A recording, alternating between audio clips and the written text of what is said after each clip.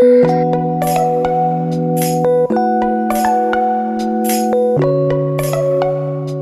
आइए आज हम लोग चैप्टर 2 क्लास 12 ज्योग्राफी विश्व की जनसंख्या वितरण घनत्व तथा वृद्धि का अगले पार्ट वाले में आते हैं। इस चैप्टर में हम लोग पिछले क्लास में जो वीडियो अपलोड हुआ था उसमें हम लोग पढ़े थे कि विश्व की जनसंख्या घनत्व वितरण को प्रभावित करने वाले कितने कारण हैं। तो हम लोग पढ़े थे भौतिक कारण, भौगोलिक कारण, आर्थिक कारक और सामाजिक एवं सांस्कृतिक कारक। ये चीज़ को हम लोग पढ़ लिए थे। अब उसको हम लोग डिटेल में यहाँ पर डिस्कस करते हैं। सबसे पहले क्वेश्चन को हम लोग समझ लेते हैं कि विश्व की जनसंख्या घनत्व एवं वितरण से क्या होता है। देखिए, दुनिया हमारा गोल है, पृथ्वी हमारा गोल है, लेकिन हमारे पृथ्वी में जो भू आकृति है या जमीन है वो समतल नहीं है। कहीं उबड़ खाबड़ है, कहीं पर्वत है, कहीं पठार है, कहीं नदी है, कहीं तालाब है, कहीं मैदान भाग है। तो हर जगह जनसंख्या एक जैसा नहीं रहता है, जनसंख्या का कम और अधिक होता है।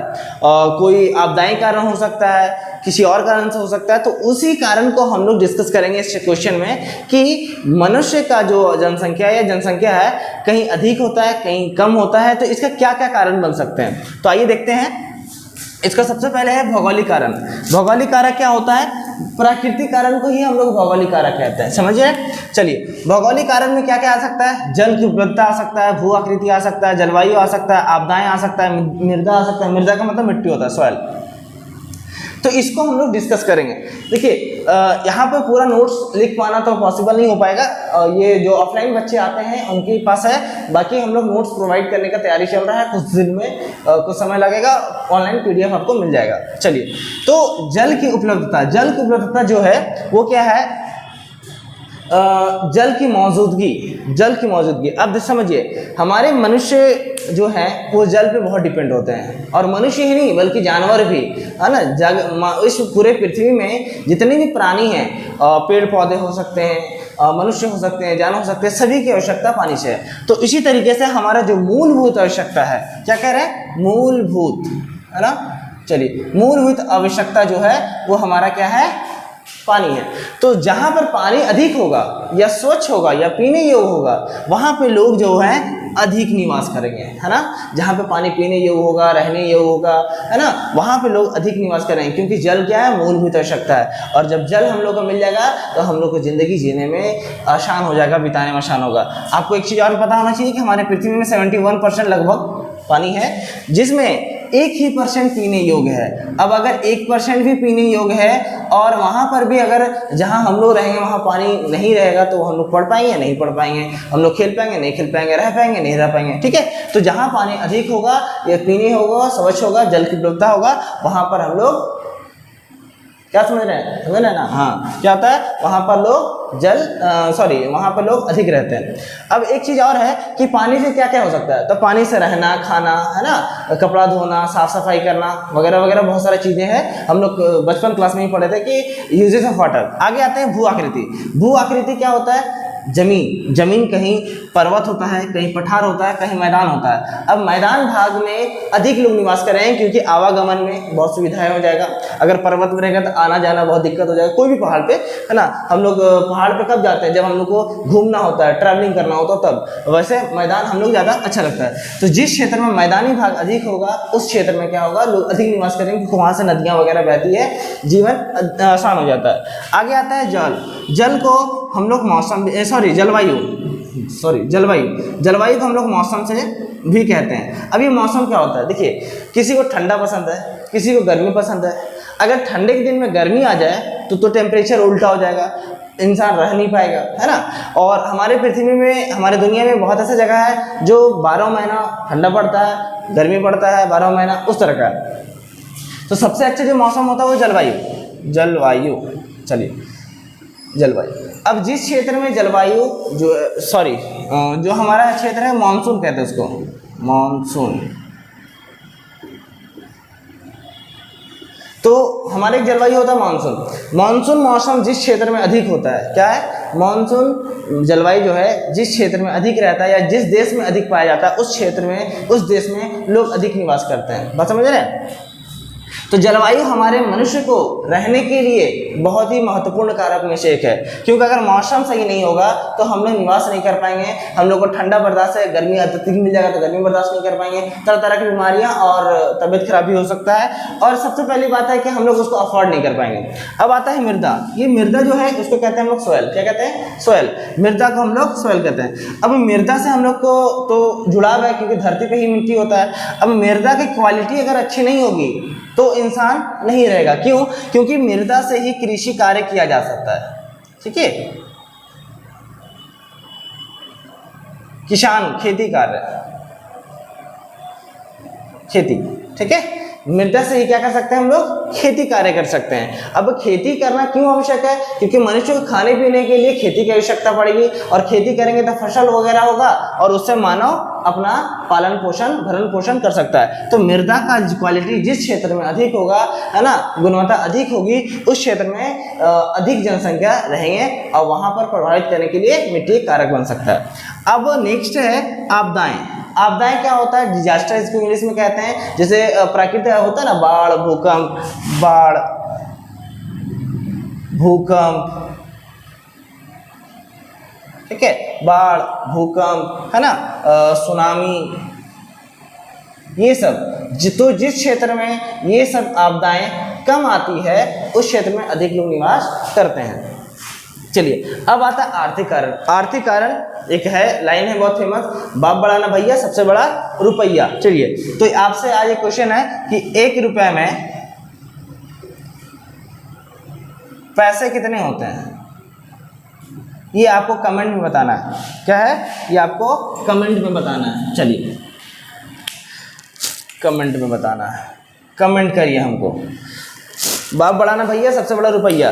तो आर्थिक कारण, अब सबसे बड़ी बात है कि मनुष्य को अगर मौसम, जलवायु, हुआ करती मृदा मिल जाए तो जीने और कमाने के लिए पैसा चाहिए। तो जिस क्षेत्र में पैसे की बहुत अच्छी क्वालिटी, मतलब बहुत अच्छा अवसर होता है, उसको हम लोग आर्थिक कारण कहते हैं। चलिए देखिए, तो जो लोग का पैसा कमाना या पैसा अर्जित करना, जहाँ से हम लोग को मिलता है पैसा, वहाँ पर लोग अधिक रहते हैं। ठीक है, चलिए, अब आर्थिक कारण में खनिज आ जाता है, खनिज के बाद नगरीकरण आ जाता है, नगरीकरण के बाद औद्योगिकरण है। इसमें 3 ही पॉइंट है।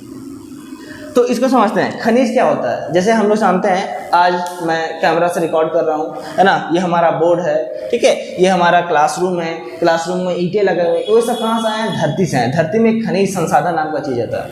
अब क्या होता है कि खनिज जो है, जिस क्षेत्र में खनिज अधिक पाया जाएगा उस क्षेत्र में लोगों का आवागमन अधिक होगा। क्यों? क्योंकि खनिज से पैसा आ सकता है, हम उसको बेच सकते हैं, हम उसको यूटिलाइज कर सकते हैं। तो खनिज की मात्रा जिस क्षेत्र में अधिक होगा वहाँ पे लोगों का आवागमन अधिक होगा, वहाँ पे लोग अधिक रहेंगे, और जब अधिक रहेंगे तो क्या होगा? पैसे अधिक आ सकता है, कमाने के जरिए हो सकता है, तो खनिज एक रीजन बन सकता है। चलिए, आता है नगरीकरण। अब नगरीकरण क्या होता है? हमारे पास 2 तरह के ऑप्शन होते हैं रहने के, एक शहर में, एक नगर में। अब नगर जो होता है वो बहुत बेहतर होता है, क्योंकि नगर में शिक्षा, है ना, हेल्थ, ठीक है, और क्या हो सकता है? चिकित्सक, ठीक है, डॉक्टर सुविधा,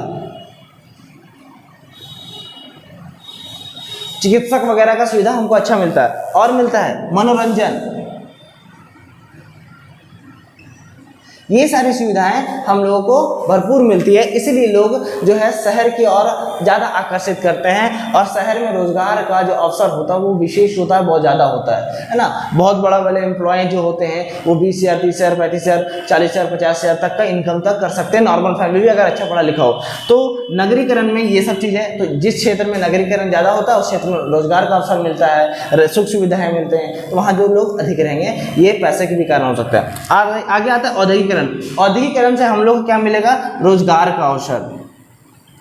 आप देखे होंगे कोई भी पुराने एरिया में या जो डेवलप नहीं है वहाँ पर अगर 1-2 फैक्ट्री भी आ जाते हैं तो उससे बहुत सारे रोजगार उत्पन्न होते हैं, वो रोड वगैरह पूरा विकास हो जाता है। ठीक है, तो यहाँ पर औद्योगिकरण है, यहाँ पर रोजगार, जिस क्षेत्र में औद्योगिकरण की क्रिया अधिक होती है उस क्षेत्र में रोजगार अधिक मिलता है। अब रोजगार अधिक मिलेगा तो लोग आवागमन अधिक होगा, लोग वहाँ ही पर निवास करने लगेंगे, तो इससे भी जनसंख्या घनत्व और वितरण प्रभावित होता है।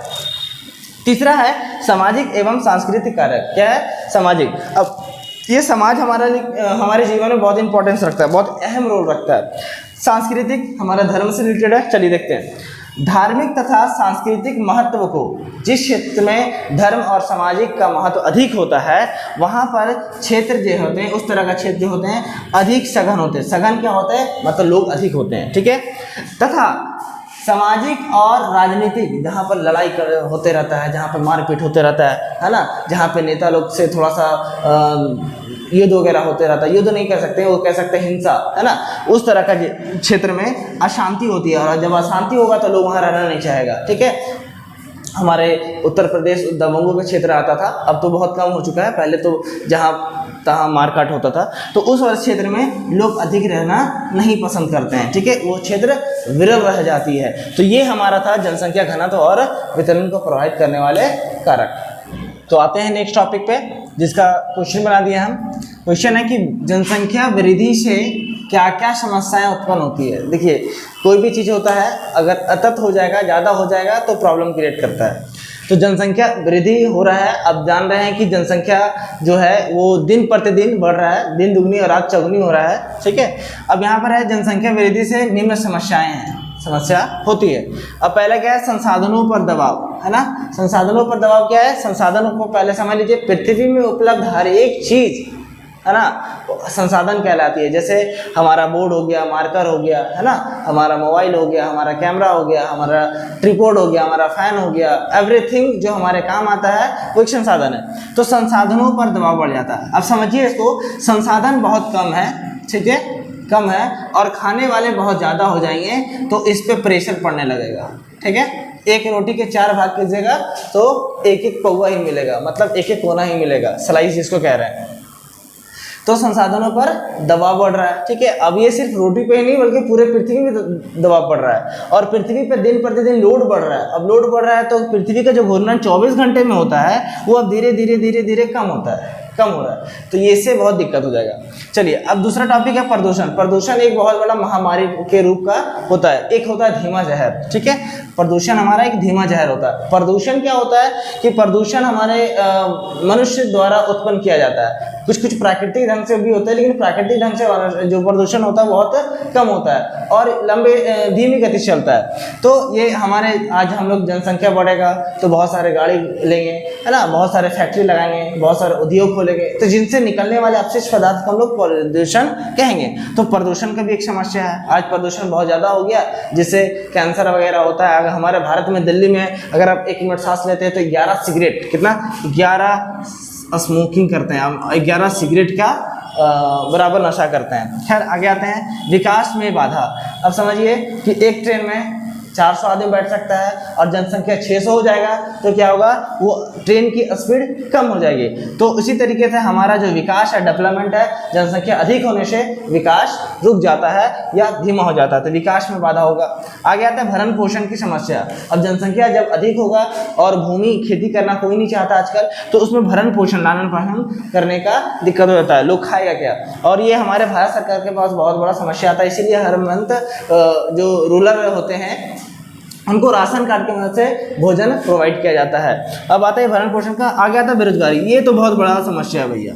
आजकल बेरोजगारी इतना आ गया है कि अब शादी भी नहीं होता लड़का लोग को, है ना। अब लड़की तो भाई सरकारी जॉब ढूंढेगी, लड़की के फैमिली सरकारी जॉब ढूंढते हैं, लेकिन हमारे युवाओं लोग हैं, हमारे भारत युवाओं का देश है, युवाओं का देश है, लेकिन यहाँ पर रोजगार है ही नहीं, जिसमें बहुत सारे लड़के कुंवारे हैं और उनको बिना दहेज का शादी किया जा रहा है, ठीक है, बिना दहेज का शादी करना पड़ रहा है। हालांकि ये बहुत अच्छी बात है कि दहेज नहीं लेना चाहिए, हम तो लेंगे, हम तो लेंगे, 1 रुपये मिले लेकिन लेंगे। तो बेरोजगारी जो है वो बहुत बड़ा समस्या है, और जैसे जैसे जनसंख्या बढ़ रहा है वैसे वैसे बेरोजगारी की समस्या आ रही है। तो ये सब जनसंख्या वृद्धि का प्रॉब्लम हो सकता है, जनसंख्या वृद्धि से ये सब समस्याएं हो सकती है।